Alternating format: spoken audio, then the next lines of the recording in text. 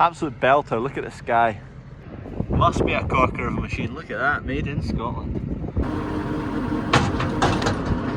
Scotch egg though, look at that. Oh yeah, belter. There you go. Hello there. Got a wee party of cows following me this morning. Morning Holly. There we are, we can it. What a bee. That's the lorry done. Ah, yeah, bad. Yeah, we're stuck. Flippin' heck. Don't check the cows for a couple of hours and we've got a calf there lying, got a calf over there lying, but two cracking Simmental calves. To change that to the cow game.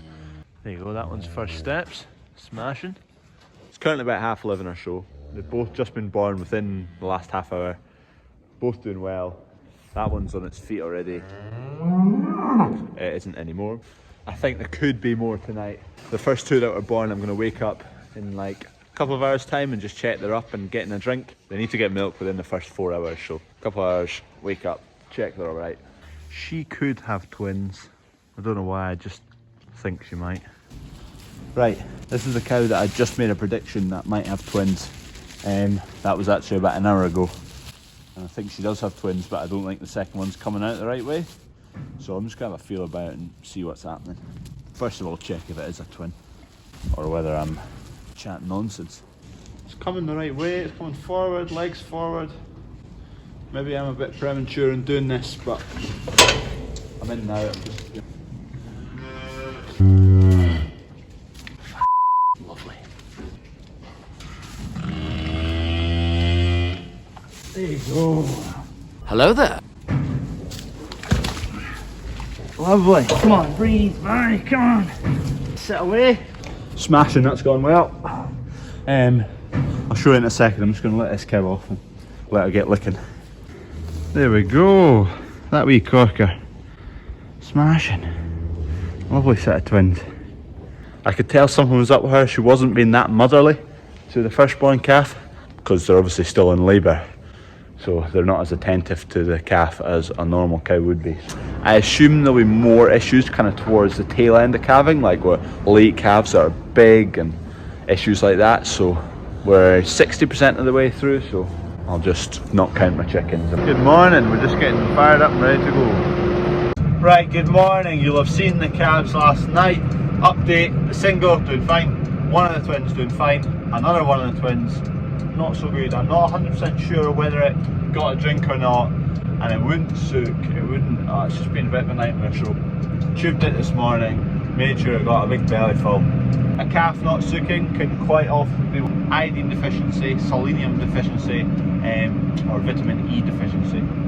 I was hoping to get spraying sooner than this, but anyway, it's about 9:30 now. By the time I've dealt with the calf and all that, blah blah blah, it's now 9:30. So first field I'm off to. The tank has got maple DF, which is manganese sulfate, trace element. It's got two different types of growth regulator. So the wheat's actually getting a split growth reg. So you can do it in one dose and just go on the once, or you can travel twice and split the dose in half. So we're going to do that, just protect it a wee bit more, and we're travelling anyway to put other chemicals on, so we may as well chuck it in the tank. Right, we're up and running there, everything's running smoothly. I had a wee issue, one of the nozzles wasn't spraying right, but it must have hit a wee branch when it was coming along the road, so moved it about and it sorted itself out, so we're spraying nice now. GPS is running fine, sprayer's running fine, easy field to spray, nice rectangular-ish field, decent long rounds. It's not too undulating for the sprayer, so it's a nice field to spray. The joystick here, so this controls, there's 4 sections on it, so you control that with these wee silver dials you can see, and I can lift, drop the boom, tilt it either way, lift each arm separately, and then obviously turn the nozzles on and off with this joystick. There's some stats for you. So I've got 1400 litres left in the tank. That's the rate I'm at just now, 250 litres per hectare. 20% agitation, so that's how much it's kind of mixing. And then that's how much I've sprayed so far, just about 7 hectares. Right, that's the first 25 hectare field done. Just going back up to the yard to fill up again, head to another field of wheat.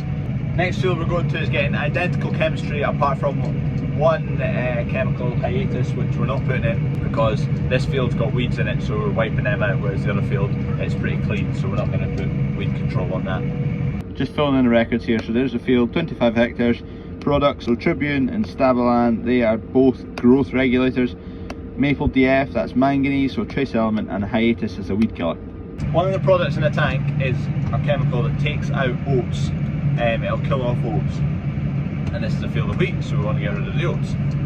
But the neighbouring field right there on the end rig is a field of oats. You've got to be wary when you spray this chemical next to a field of oats. A wee little bit of drift, and whoop, there goes some oats, gone. I've actually shut off a quarter of the boom closest to the oats, so I don't get any form of overspray onto the oats. I'd rather have a few oats in the weed than kill off a big patch of oats. Getting through it slowly. I'm just stopping for pieces about 4:30 just now. Scotch egg though, look at that. Oh yeah, belter. Crawford and Farm shop. Get a Scotch egg. Black pudding in there as well. Right, we're getting there. Slowly but steadily getting there. Question of the day, we'll do another word. Peely Wally. That's today's word. Have a guess of what you think it means. I'll use it in a sentence as per usual. What we're going to go for. He's fair, Peely Wally. Have a guess down below if you know it, or you think you know, have a guess down below in the comments. Also, like the video. Cheers. I'll show you the map of this field just now. Oh, it is lovely to spray. We're shooting for 50 centimetres, 500 mil off of the deck. Easy in a field like this. Not so easy when you go to a hilly field. That's how accurate we are relative to the tram line. Completely revolutionised tractoring. I couldn't sit within 2.5 centimetres.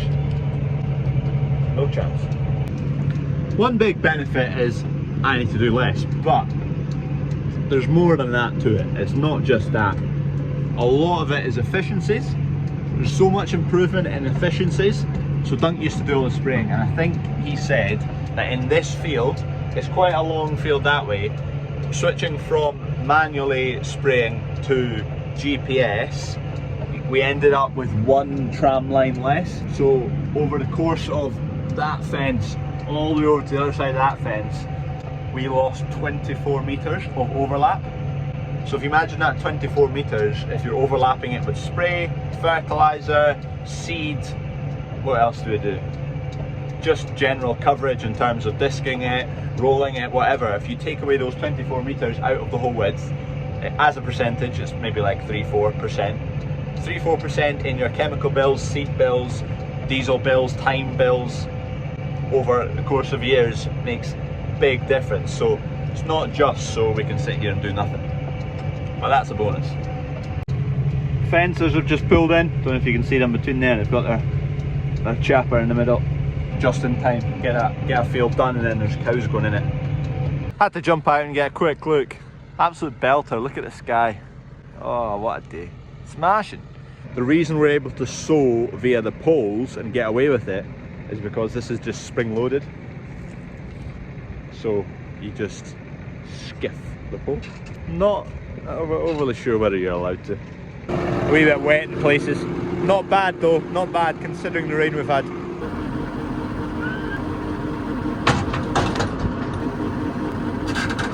Smashing, good day out that. We've got a big whack of that wheat done. Still the long rounds to do though. I got all the shorter rounds wiped out today. Did that wee field on my right there. Got 2 separate bits in the big field done, so it's only long rounds left in that big field, so that won't take long. Got field done along the road at yard number 4.